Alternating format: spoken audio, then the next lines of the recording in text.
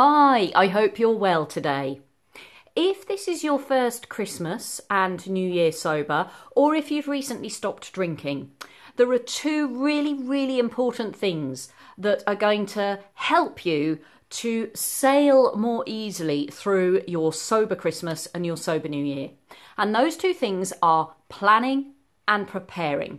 It's super important to plan ahead, to prepare in advance.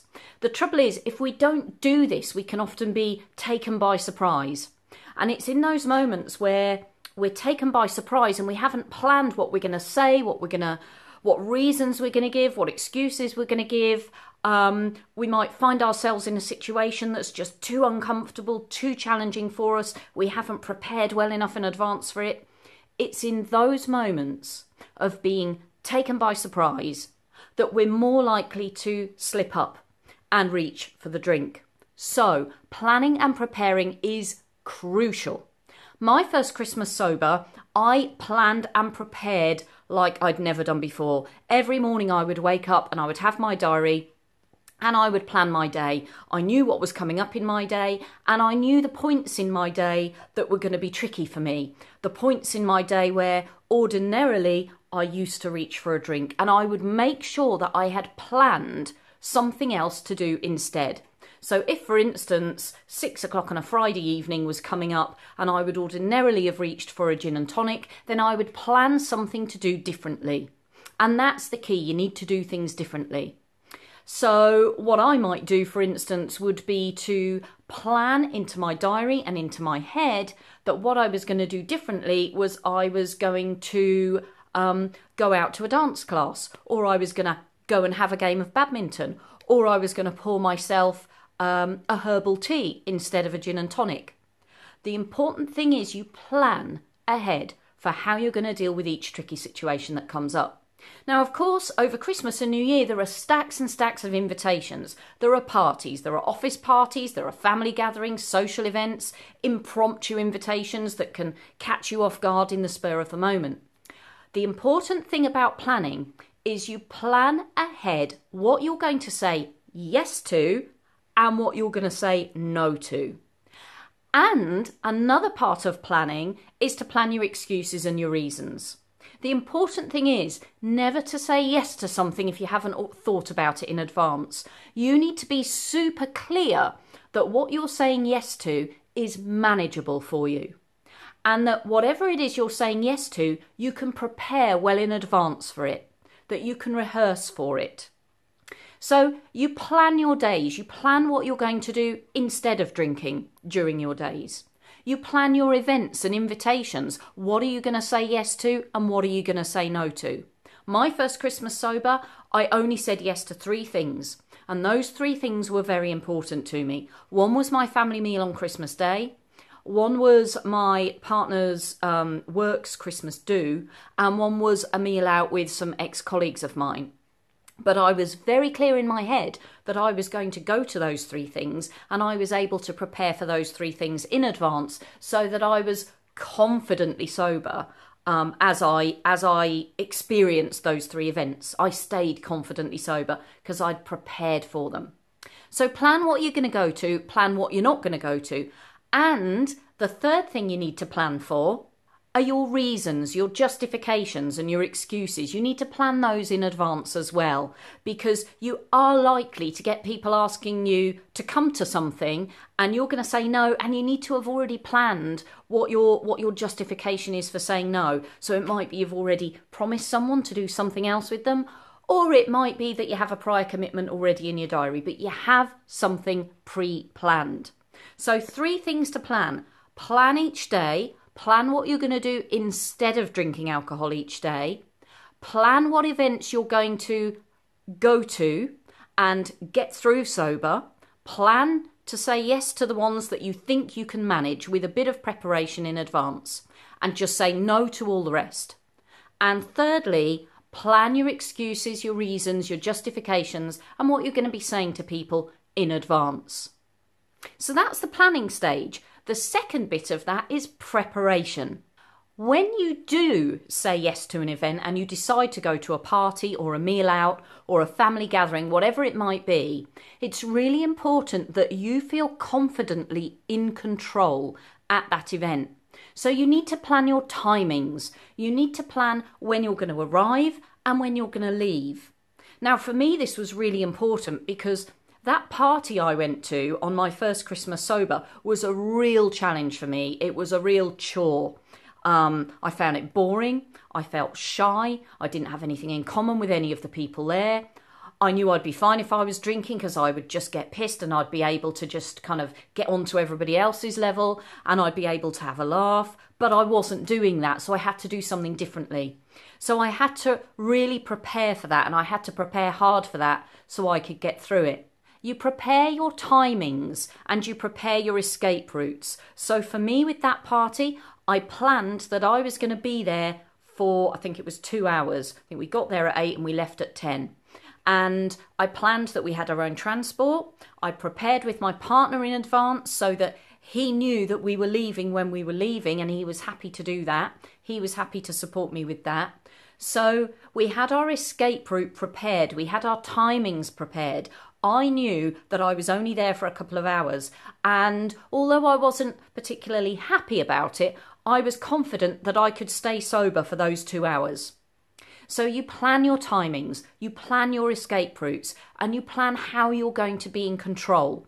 Because when you feel in control and you know you can escape and you know you're not staying there for a terribly long length of time, you know that you're going to manage. And when you know that you're going to manage, it becomes so much more achievable. Now, you also prepare what I was saying earlier about planning your excuses, your justifications, your reasons. One of the ways that you can prepare is by actually rehearsing them, saying them out loud. So you can practice, you can actually kind of mentally imagine the kinds of invitations you're likely to be receiving. So it might be an office colleague or a work colleague that says to you, oh, we got the works due this Friday. What are you going to be wearing? Or what are we going to be? And you get invited along to something like that. You need to have rehearsed, not just in your head, but also out loud, your reasons for not going to that event. If you've decided that's one of the events you're saying no to, you need to be ready with a confidently rehearsed, out loud reason why you're not going. So when you say it, it feels easy. So you actually practice out loud. And I did this with loads of invitations. My first Christmas sober, I received lots of invitations to lots of parties, and I was ready with my responses. So I would tell people I had a meeting, a Skype call that evening, or I would tell people that I had to be up at 5 o'clock in the morning because I had a long journey ahead of me, or I would tell people that I'd offered to go and babysit for someone. You have your reasons and your excuses ready rehearsed, and that's how you prepare. You prepare by practicing them, rehearsing them out loud, so they just roll off your tongue easily when you're actually faced with the invitation you're expecting. You prepare your timings, you prepare your escape routes, and you prepare to be in control at those events that you've agreed with yourself you're going to say yes to. You also prepare by rehearsing out loud your reasons for not drinking or your reasons for not going to those events. And the third thing you do, and this is really important, the third thing you do is you mentally rehearse going to that event and experiencing that event sober. Because when you mentally rehearse it, and what I mean by mentally rehearse is you just imagine it. You imagine it unfolding around you. So you imagine yourself going there. You imagine yourself facing all of the pressures, the challenges, the bars, the people drinking around you, the offers of drinks. You imagine people actually buying you a drink and giving it to you. And you mentally rehearse all of that happening around you.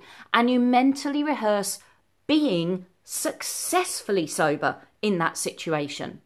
And the more you mentally rehearse this situation unfolding around you, whether it's a party, a meal, a family event, whatever it is, maybe it's even just a Friday night at home with a film on the TV or something, whatever the situation is you're saying yes to and you're going along to, you mentally rehearse it and you rehearse all of the challenges that you might face. You rehearse what you're going to be drinking instead of alcohol. You rehearse what you're going to say to people if they're giving you alcoholic drinks. You rehearse all of that in advance.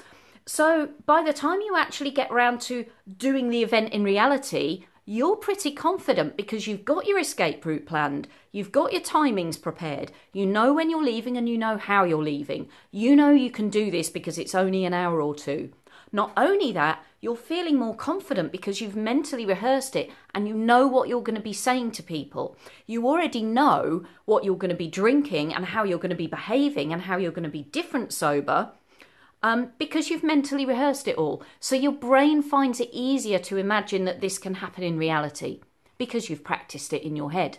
And with all of this mental rehearsal and preparation, it really does make a difference to how you experience these events. And the most important thing, and this goes back to a previous video that I've recorded, the most important thing is that you protect yourself. You say no to the events and the invitations that you know are going to be just too challenging for you. And it's important also to rehearse that out loud as well. Rehearse your saying no. The good news is that your first Christmas sober, maybe even your second Christmas sober, are going to take a bit of planning and preparation, a bit of mental rehearsal and a bit of concentration and a bit of time and attention to make sure you're not caught on the hop, you're not taken by surprise.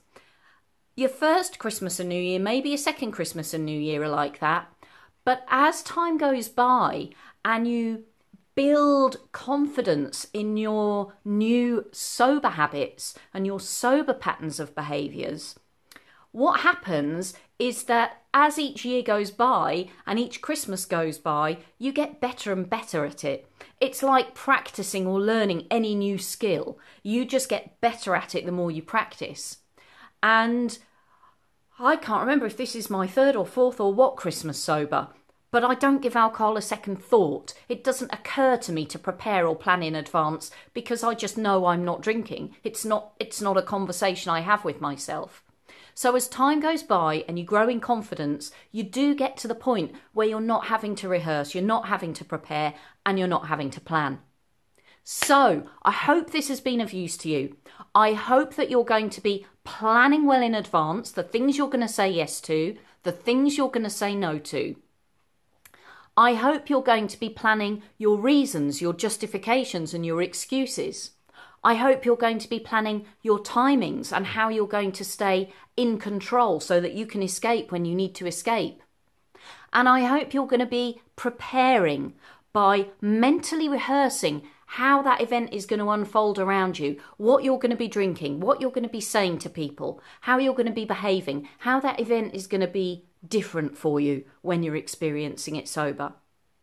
And I really look forward to hearing how you get on with navigating your Christmas and New Year sober. So do post in the comments below and let me know how you get on.